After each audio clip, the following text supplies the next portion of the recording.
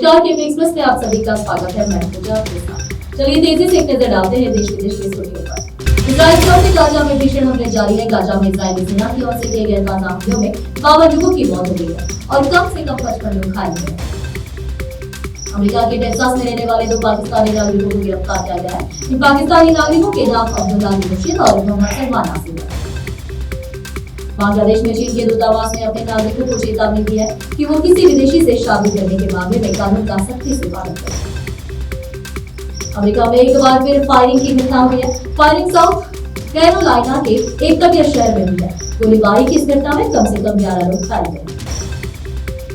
America की रक्षा खुफिया agency चीन पाकिस्तान से भारत के रिश्तों पर बड़ी रिपोर्ट जारी की है। इस रिपोर्ट में DIA ने कई अहम दावे किए हैं। अमेरिका के राष्ट्रपति डोनाल्ड ट्रंप ने व्लादिमीर पुतिन को पागल कर दिया। ट्रंप ने यह भी कहा गया है कि अगर पुतिन पूरे यूक्रेन पर कब्जा करना चाहते हैं तो रूस पर बात हो जाएगा।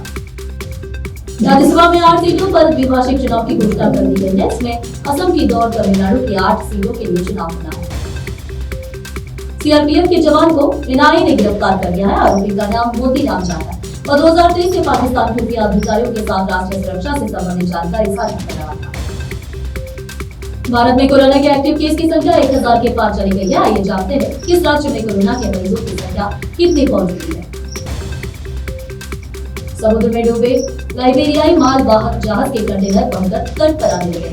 इस जहाज के डूबने के चलते भारी मात्रा में तेल रिसाव हुआ है, जिससे पूरे राज्य में अलर्ट घोषित किया गया है। राज्य राजधानी में एक बार फिर से कोरोना वायरस के मामले तेजी से बढ़ रहे हैं। दिल्ली में कोविड-19 संक्रमण के एक्टिव मरीजों की संख्या अब बढ़कर 104 हो गई है।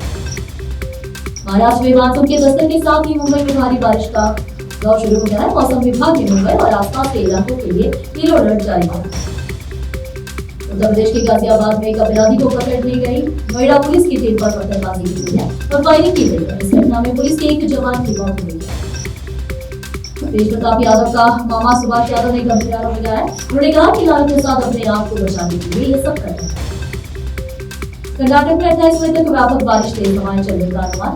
IMD ने बेंगलुरु के लिए कोई चेतावनी जारी नहीं की है, लेकिन उडुपी, चिकमगलुरु और शिवमोगा जिले रेड अलर्ट है। कोविड की स्थिति से घबराने की जरूरत नहीं है। कर्नाटक के स्वास्थ्य मंत्री दिनेश गुंडूराव। कर्नाटक के मंत्री प्रियंका खड़गे ने केंद्रीय मंत्री को पत्र लिखकर मनरेगा के तहत लंबित धनराशि जारी करने की मांग की।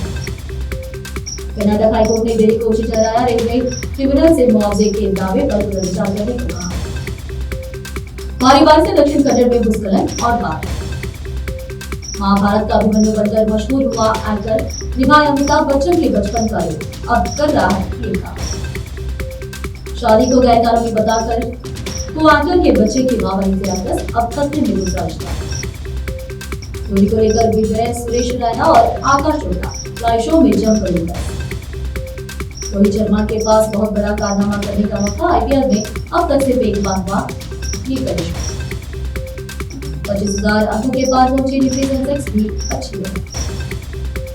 शेयर बाजार की मजबूत शुरुआत। सेंसेक्स 466 अंक चलकर 82,187 अंक पर। सबके लिए मुलाकात होगी समाचारों में। देश विदेश और स्थानीय समाचारों को देखते हुए आप अपना चैनल के अधिक जानकारी के लिए चैनल को लाइक और सब्सक्राइब करना ना भूलें।